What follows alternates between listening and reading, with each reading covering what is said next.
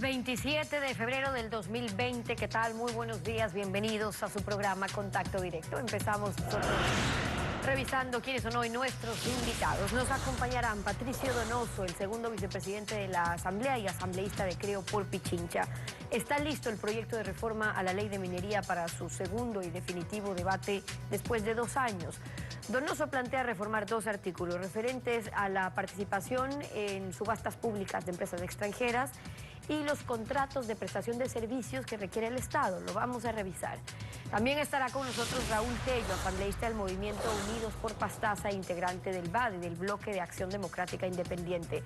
Hablaremos sobre lo resuelto en la Comisión de Educación sobre la prueba Ser Bachiller, el planteamiento también del asambleísta Tello para la creación de un sistema de nivelación y de admisiones y cómo lograr que se cumpla el mandato constitucional de acceso a la educación gratuita y de calidad.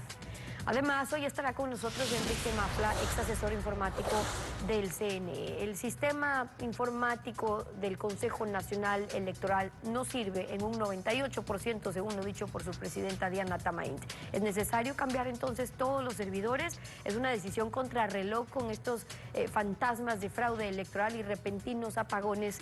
Lo vamos a examinar.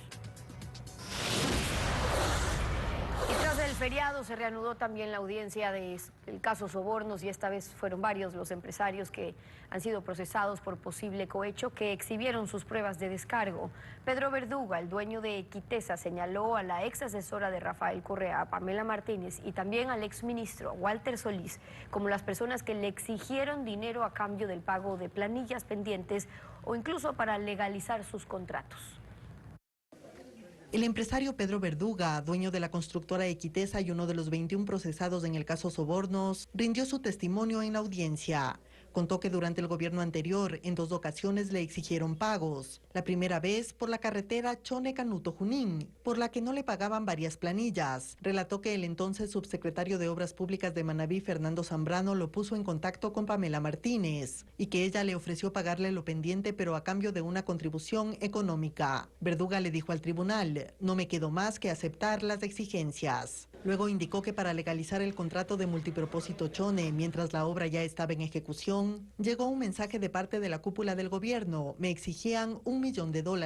Ese mensaje me lo trajo el ingeniero Walter Solís, recomendado, según él, por Jorge Glass, María Duarte, Vinicio Alvarado y Alexis Mera. Aseguró que no pagó en efectivo, sino a través de facturas y que no llegó a cancelar el millón completo. Así reaccionó la abogada del exministro Vinicio Alvarado. Sí, el señor Verduga dijo varias cosas que no son comprobables ni compatibles con nada de la verdad procesal que consta en el expediente. Sobre lo dicho por su abogada el primer día de la audiencia, respecto de la supuesta presión de un procesado para que firme un contrato que justifique facturas, Verduga aclaró que la conversación se dio con su procurador judicial. Estas personas que hablaban con mi abogado Leopoldo Larrea pidiendo que regularicen ciertas cosas que se habían dado. Entre esas está el señor Cristian Viteri. Su abogado, no yo, su abogado me contactó a mí, porque yo pedí que se levante el sigilo profesional por una factura, que es el estudio Viteri Equitesa.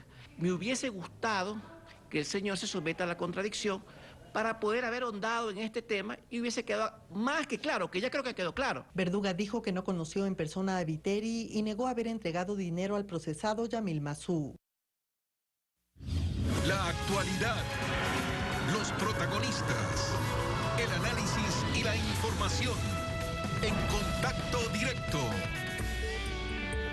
¿Qué tal, Lenín? Buen día, ¿cómo te va? Muy bien, Estefi, buenos días a todos quienes nos acompañan. Listo para segundo debate se encuentra el proyecto de reforma a la ley de minería, la minería.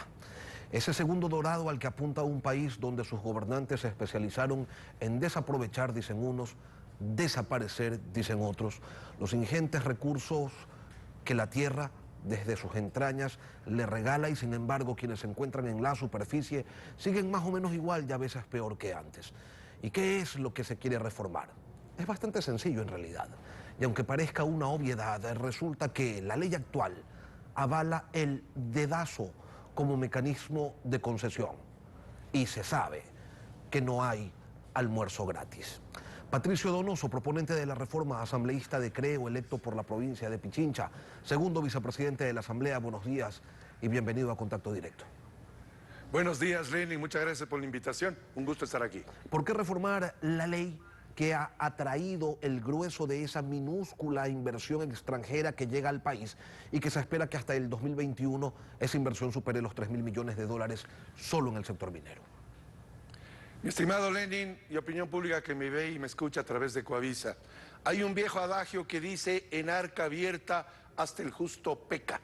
Nosotros, los responsables, los honestos, tenemos que cerrar el arca para que a nadie se le ocurra pecar. Resulta ser que hay dos artículos perversos en la ley de minería que establecen, curiosamente, aprobado en el 2013, que las empresas extranjeras, por solo serlas, no deben necesariamente pasar por procesos licitatorios en la prospección minera. Y hay otro artículo, el inciso, me parece que segundo o el final del artículo 40, que dice que las empresas estatales, por solo serlas, no deben pasar por procesos licitatorios.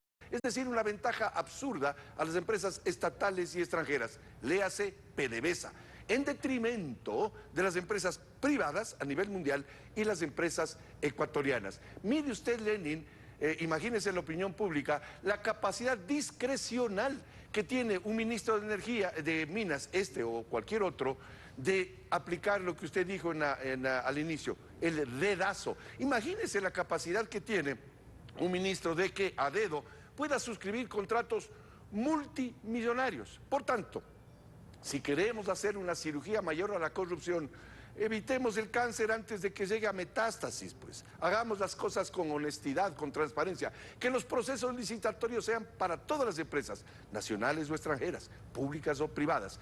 Y lograríamos dos cosas fundamentales, estimado Lenin.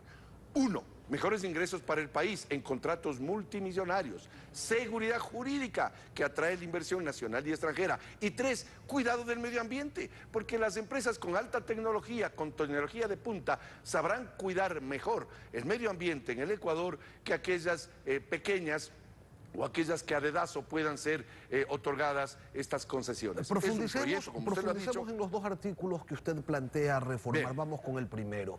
Allí usted plantea pues que se elimine el segundo inciso del artículo 29 de la ley minera, ese que permite que no participen en subastas públicas las empresas estatales extranjeras o sus subsidiarias, compañías de economía mixta, ni los consorcios en los que éstas tengan participación mayoritaria.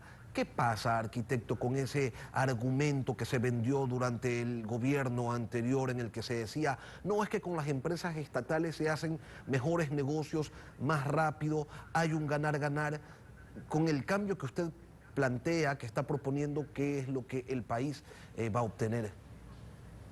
Más que un cambio, lo que estoy proponiendo es la derogatoria de esos dos artículos. El inciso segundo del artículo 29, que usted acaba de dar lectura, y el último inciso del artículo 40. Mire, estos dos perversos artículos fueron aprobados en junio del 2013, y desde aquel entonces estoy bregando como legislador de oposición que esto se derogue. Lo intenté en el 2015, fue archivado mi proyecto sin debate, sin que se me llamase a mí para argumentar lo que hoy estoy argumentando. Se me archivó.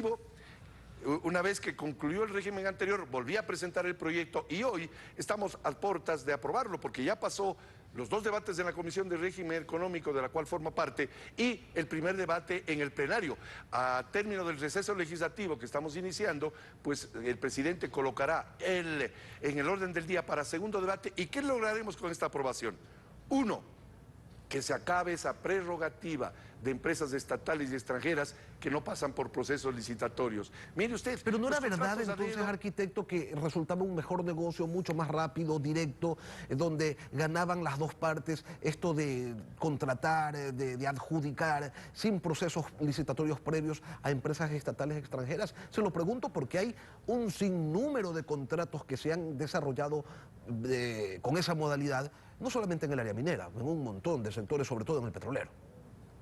Claro que ganan las dos partes, pero las partes equivocadas, pues Lenin. Uno, gana el que a dedo dio un contrato, vaya usted a saber cómo o qué recibió a cambio de a dedo otorgar un contrato a una empresa. Y la otra parte que gana es esa empresa que no tuvo que concursar y resulta que es adjudicataria de un contrato multimillonario. Lo que queremos es que gane el país, pues. Con esta derogatoria que yo estoy proponiendo, ganará el país, con mejores ingresos en virtud de un proceso de subasta transparente, limpia, que el país pueda conocer. Y por supuesto vendrán mejores ofertas porque tendrán que concursar por esas adjudicaciones. Y dos, ganará el país en el cuidado medioambiental, que es básico, porque si a dedo se le da un contrato a una empresa extranjera o estatal, por solo ser extranjera y estatal, le hace PDVSA, pues poco le importará los ingresos para el Ecuador y poco le importará el cuidado del medio ambiente, porque a dedo ha tenido un contrato, no ha tenido que esforzarse planteando un proyecto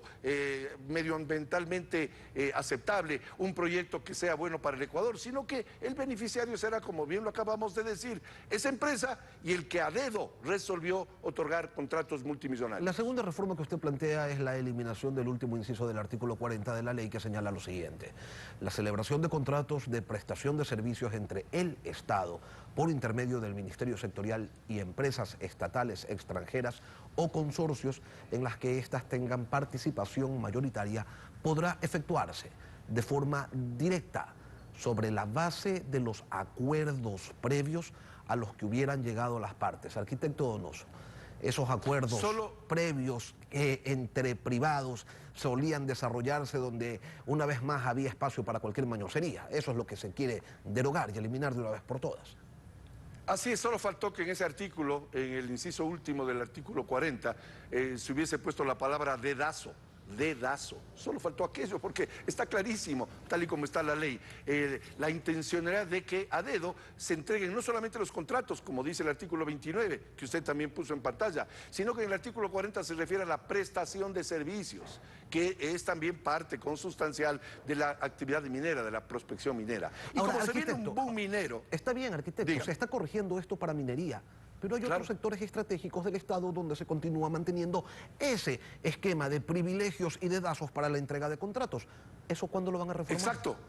Exacto. Yo cuando argumenté este proyecto en el primer debate en el plenario, dije en la parte final de mi intervención que sí, Dios mediante, con el apoyo de mis colegas legisladores, esta derogatoria se cumple, es decir, mi proyecto es aprobado, podríamos replicar a todas las áreas estratégicas, porque, repito, si queremos hacer una cirugía mayor a la corrupción, no esperemos que la corrupción esté latente y que la metástasis ya se presentó en un cáncer, sino que evitemos el cáncer, evitemos la corrupción, actuemos en sano, seamos responsables, y al hacer esta derogatoria en el campo minero, podríamos, repito, replicar en todas las áreas estratégicas, hidrocarburos, construcción de centrales hidroeléctricas, carreteras y un montón de etcéteras, de tal manera que empecemos a hacer una verdadera lucha contra la corrupción. Concluyo esta parte diciéndole, Lenin, que mi proyecto, más allá de minero, yo no soy experto en minería ni mucho menos, es un proyecto que lucha contra la corrupción,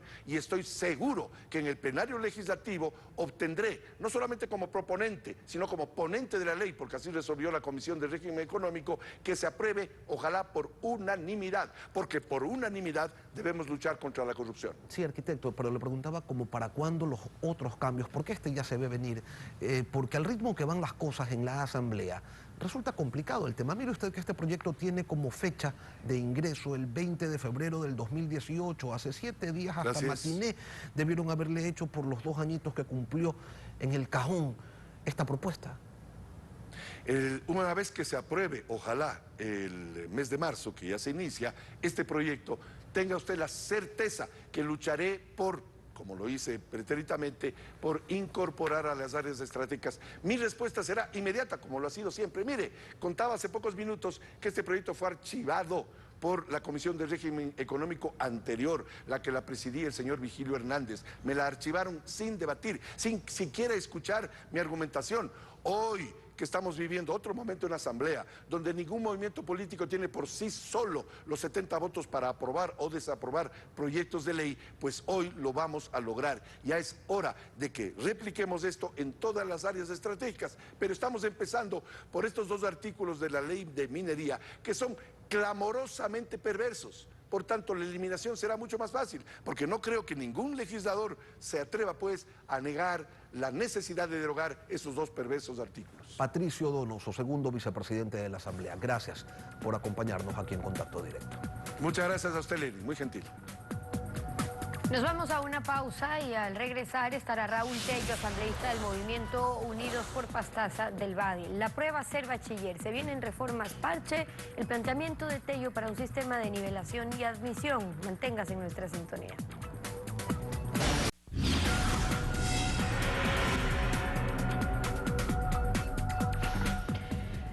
Raúl Tello, asambleísta por Pastaza del Badi y presidente de la Comisión de Participación Ciudadana. Bienvenido a Contacto Directo.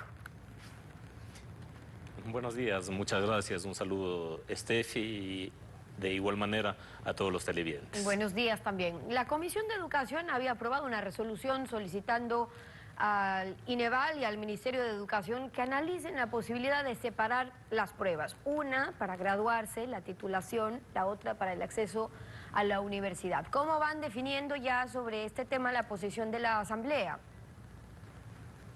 Mire, en primer lugar, yo creo que es fundamental de que los ecuatorianos y fundamentalmente quienes ejercemos alguna responsabilidad en el Estado ecuatoriano entendamos de que con la prueba ser bachiller lo único que se ha reflejado es una profunda crisis del sistema educativo ecuatoriano en lo que tiene que ver educación inicial, educación básica y bachillerato. Por otra parte, esa prueba lo que ha hecho es profundizar las desigualdades, profundizar las inequidades. Y desde luego que esa prueba no cumple lo que está determinado en la Constitución, en el artículo 356, que habla de un sistema de nivelación y admisión. No puede ser que el sistema de nivelación y admisión se limite de manera exclusiva a un examen, el examen ser bachiller, o que anteriormente se denominaba el examen ENES. Yo creo de que en el ámbito educativo hay que actuar de manera integral. Por un lado, están las decisiones de carácter coyuntural, urgentes, necesarias, y por otro lado, las decisiones de fondo que tienen que ser planteadas en el mediano y largo plazo. Y en esas decisiones, en lo que tiene que ver con las comparecencias que ha habido de la ministra, del titular de la CNECID, de las dudas que ustedes habían planteado, ¿qué ha quedado resuelto o qué han avanzado ya? Mire, lo que se ha establecido con absoluta claridad es de que esas pruebas estandarizadas que se han planteado, lo que hacen es profundizar las inequidades, lo que hacen es no considerar las diferencias de carácter territorial, no consideran las diferencias socioeconómicas y que violentan la disposición constitucional que habla de que para el ingreso al sistema de educación superior se regulará a través de un sistema de nivelación y admisión.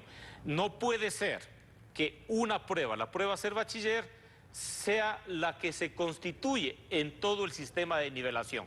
Frente a eso, nosotros hemos considerado de que es necesario una reforma urgente a la LOES, de manera principal en los artículos 81 y 82. Ahora, esos artículos o en esa reforma, ¿qué incluiría? Porque lo que usted pedía era, primero, detallar cómo es el proceso de construcción de la prueba ser bachiller, porque ahí el problema no ha sido, y bien se ha hablado de la filtración que ha ocurrido en esta vez, pero no es lo que está pasando hoy con la prueba, sino lo de fondo. Usted dice, bueno, que no signifique una forma de bloquear la entrada a más estudiantes, con un pretexto sí, pero sin dar alternativas reales para que mañana los chicos puedan pasar o tener mejores resultados. Entonces, usted ingresa a este proyecto reformatorio, a la Ley Orgánica de Educación Intercultural, dice que hay que crear este sistema de nivelación y admisión, pero ¿cómo funcionaría?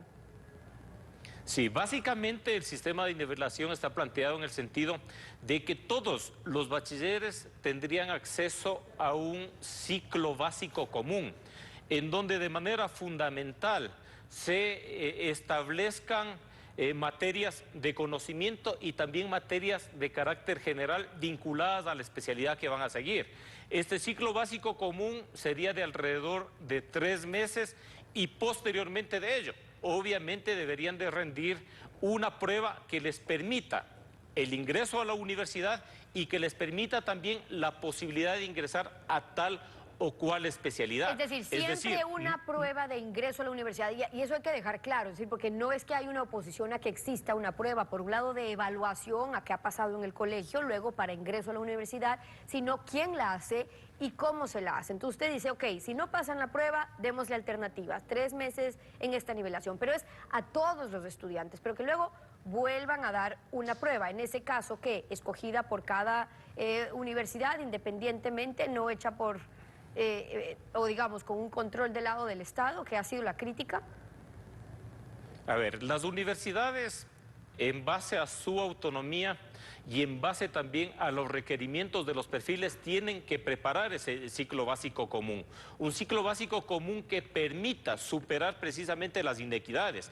Mire, solamente como un ejemplo, se ha establecido que los estudiantes bachilleres que han egresado de instituciones de carácter particular tienen diferente nota que los estudiantes de instituciones fiscales y fiscomisionales. Entonces, aquello que demuestra inequidades, y mucho más las inequidades territoriales. Los estudiantes que se educaron en sistemas de educación rural o sistemas de educación urbana, desde luego que existen diferencias significativas. En ese marco, ¿qué es lo que se plantea? De manera directa los bachilleres ingresan a un ciclo básico común de 3 meses. Ese ciclo básico común debe estar diseñado por las universidades de acuerdo a los perfiles que requieren. Y obviamente al finalizar el ciclo básico común tienen que rendir una prueba que tenga el 80% del peso para poder establecer la nota final que les permita ingresar a tal o cual carrera. Y se establece también la posibilidad de una prueba que tiene que ver con el sistema de admisión referido a las habilidades, referidas a las destrezas, en la perspectiva de ¿qué? De que aquella tenga un peso del 20%, y con eso se establece una nota que les permita el ingreso a las universidades de la juventud. Asambleísta educativo, donde no se está descubriendo el agua tibia, donde ya hay modelos probados también en realidades o países similares a los nuestros sobre cómo proceder con los temas de admisión, hay algo de fondo, y es que está claro que no todos pueden acceder a la universidad si es que no están preparados para ello y se requiere un proceso, pero que el Estado tiene que garantizar las formas de que se pueda acceder a la universidad o a los estudios. En este proyecto ustedes han indicado, de hecho, el que presentaron también con estudiantes, que según datos del INEVAL, entre el segundo semestre del 2002 y 2019, unos 2 millones aproximadamente de estudiantes rindieron el examen de acceso a la universidad, que se les asignó cupo a 1 millón más o menos. Es decir, que un 40% de los aspirantes no acceden a la educación superior y que un buen porcentaje de ellos, un 60% de los aspirantes que luego fueron a tomar la prueba en el segundo semestre del 2019, eran en verdad jóvenes relegados de procesos anteriores. Entonces, ¿qué hacemos con en este caso, 1 millón de jóvenes a los que usted se refiere que no están accediendo hoy a educación superior? Sí, pero en estos momentos no están ingresando precisamente porque tenemos un sistema inequitativo, porque tenemos un sistema que rompe el principio de igualdad y no discriminación.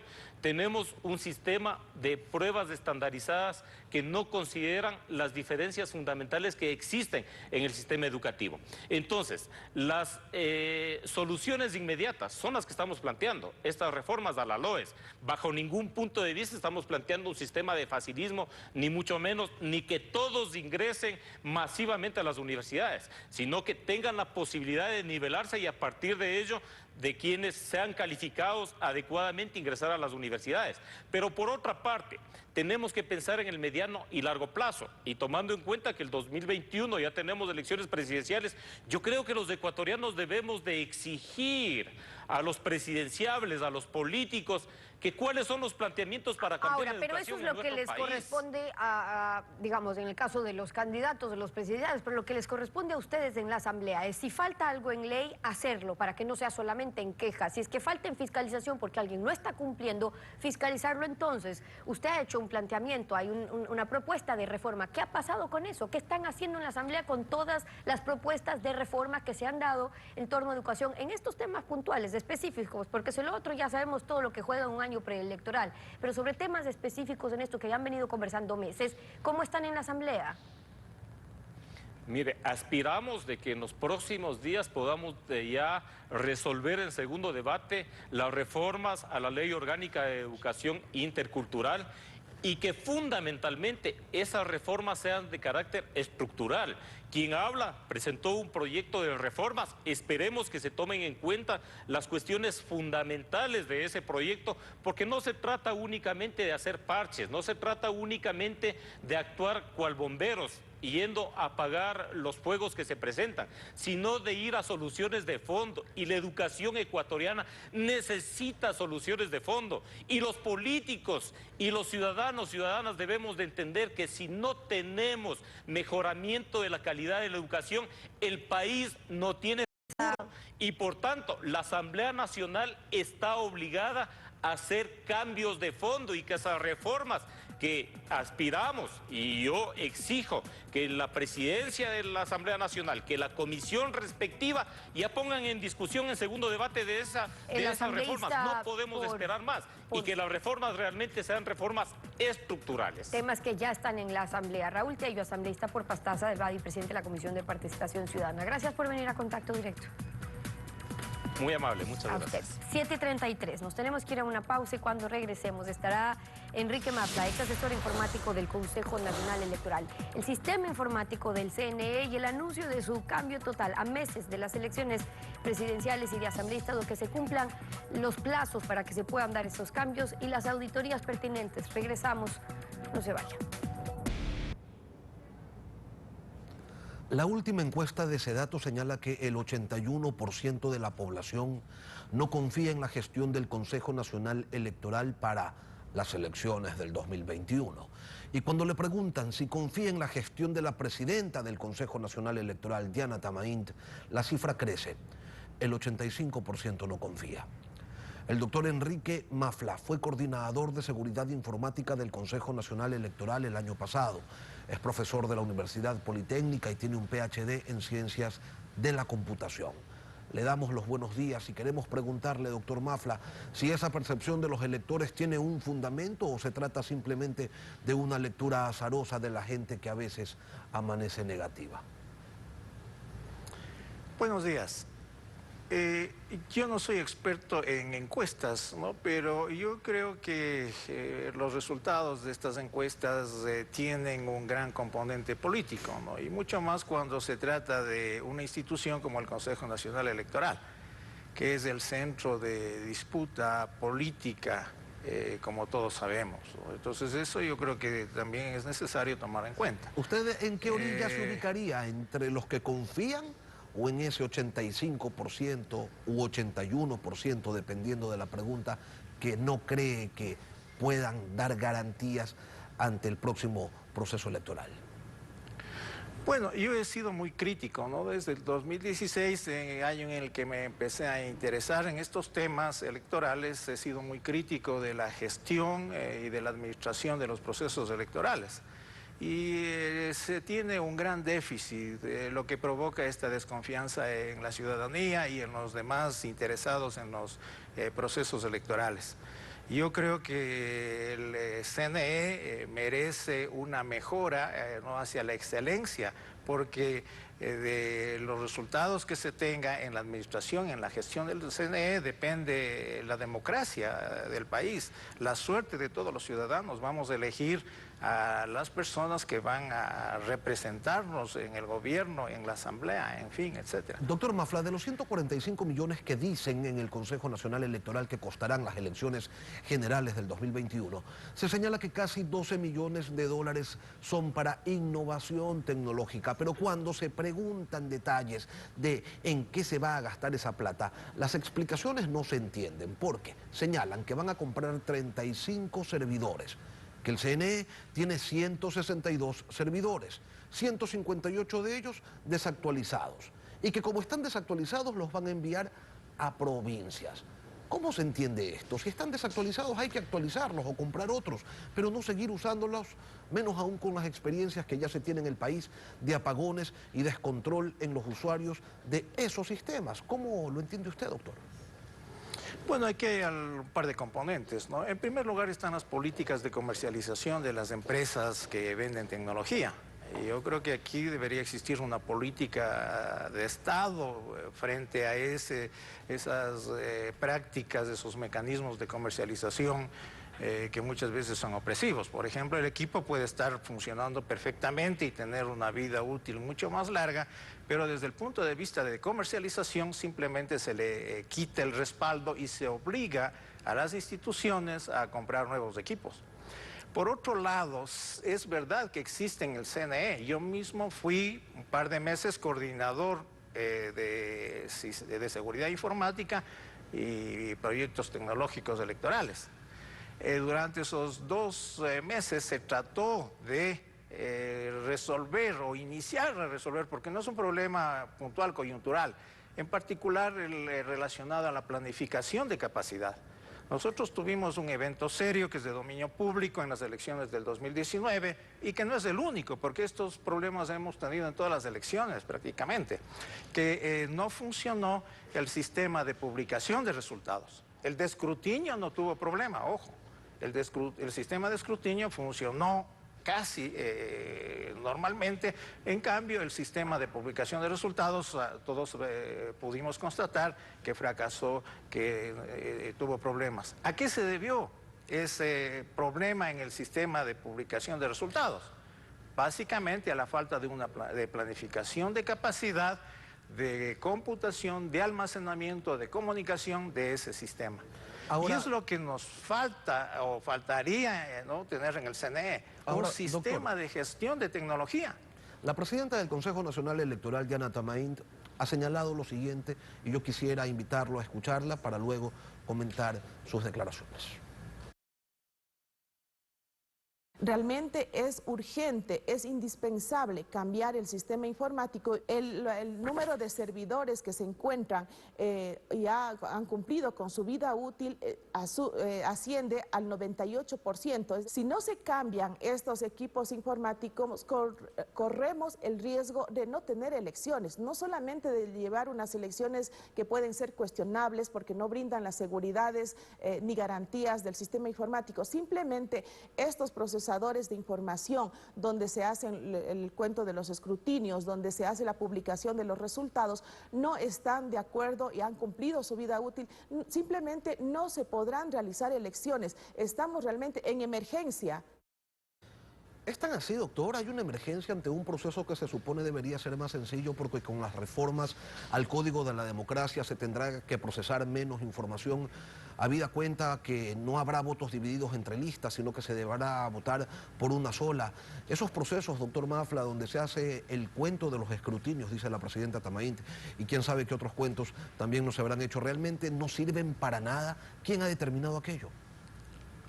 Bien, estas decisiones ¿no? de compra de bienes y servicios tecnológicos para los procesos electorales debe estar basado en un sistema de gestión de tecnología. No podemos tomar las decisiones en vísperas de una elección, de que necesitamos más servidores o nuevos sistemas informáticos. Y eso es precisamente el déficit grande que viene arrastrando el CNE, la falta de cualquier injerencia política. ¿No? En particular, vuelvo a recalcar, el tema aquí es planificación de capacidad. Que se presenten los estudios técnicos que respalden estas decisiones de compra de tecnología. ¿Cuánto de capacidad de computación necesitamos? ¿Cuánto de capacidad de almacenamiento y de comunicación, que son los 3 elementos que se necesita como infraestructura para un sistema informático? Doctor Mafla, la seguridad del sistema, eliminar por completo cualquier duda, cualquier posibilidad de que alguien pueda meter mano y cambiar resultados o de que se cuenten solamente unos votos y otros vayan quedando de lado. ¿Quién nos garantiza eso? Bien, los sistemas informáticos electorales tienen una característica que las diferencia de los otros sistemas. Por ejemplo, un sistema bancario puede funcionar sin transparencia. A nosotros no nos interesa cómo están ellos llevando nuestras cuentas bancarias. Nosotros podemos hacer esa auditoría. Nosotros podemos transparentar y saber si el sistema está funcionando bien o mal. Estos sistemas inclusive han tenido errores, fallas, se caen, no están disponibles, no prestan el servicio y no hay mayores problemas. Esto no sucede con los sistemas electorales que están obligados a implementar una propiedad adicional que es transparencia. Demostrar a todos que en realidad se están contando los votos correctamente. Especialmente demostrar a los perdedores, a los candidatos que han perdido, que en realidad perdieron esa elección. Y estos mecanismos deben ser implementados necesariamente dentro de los sistemas electorales. En las elecciones del 2019, la Comisión Técnica por la Transparencia del Sistema Informático hizo algunas sugerencias que por el corto tiempo disponible para esa elección no se implementaron correctamente. Esperemos que para esta elección se implementen esos mecanismos, de tal manera que no exista dudas. Es lo que esperamos. Esta propiedad de transparencia debe ser intrínseco al sistema electoral. Es lo que esperamos todos, doctor Mafla, una elección sin dudas. Enrique Mafla, ex asesor informático del Consejo Nacional Electoral, gracias por acompañarnos esta mañana. Buenos días. Así concluimos esta emisión. A ustedes también, gracias a su confianza y sintonía. Lenin, nos volvemos a encontrar y tú estarás mañana. Así es, un buen día para todos.